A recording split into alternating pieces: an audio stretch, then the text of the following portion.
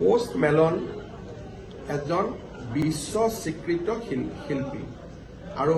মই যিমান দূৰ জানো তেওঁ ৱৰ্ল্ডৰ টপ 5 আৰ্টিষ্টৰ ভিতৰত এজন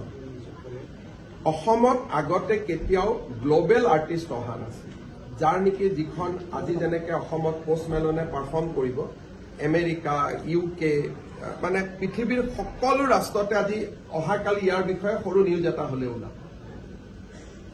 সব জায়গাতে এটা হলেও যিমান মিউজিক চেনেল আছে মিউজিক পেজ আছে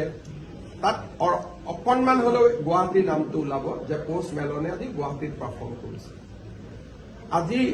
গুৱাহাটীত এই পাৰফৰ্মেন্স চাবৰ কাৰণে আমেৰিকা ইংলেণ্ডৰ পৰা মানুহ আহিছে হোটেলবিলাক আজি 100% বুক হৈ আছে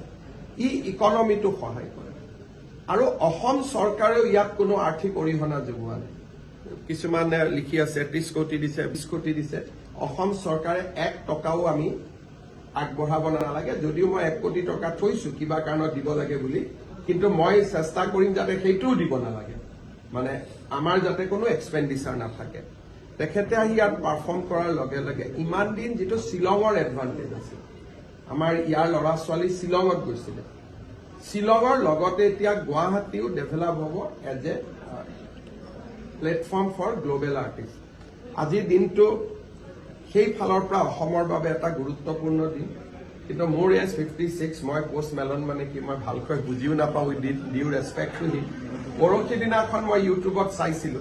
যে তেখেত কোন বা কেনেকে আবু ধাবিত তেওঁ গান গাই আছিলে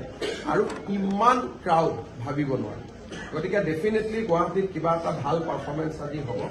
আমি শুভেচ্ছা দিছো কিন্তু আমাৰ আৰু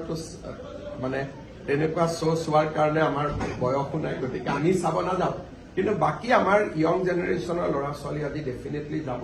অসমত অলপ পজিটিভিটি হওক ইতিবাচক চিন্তা হওক মানুহবিলাক সবৰ মাইণ্ডবিলাকত ফ্ৰেছনেছ হওক পোষ্ট মেলন শ্ব'টো ভাল কৰি হৈ যাওক আমি তাকে কামনা কৰিম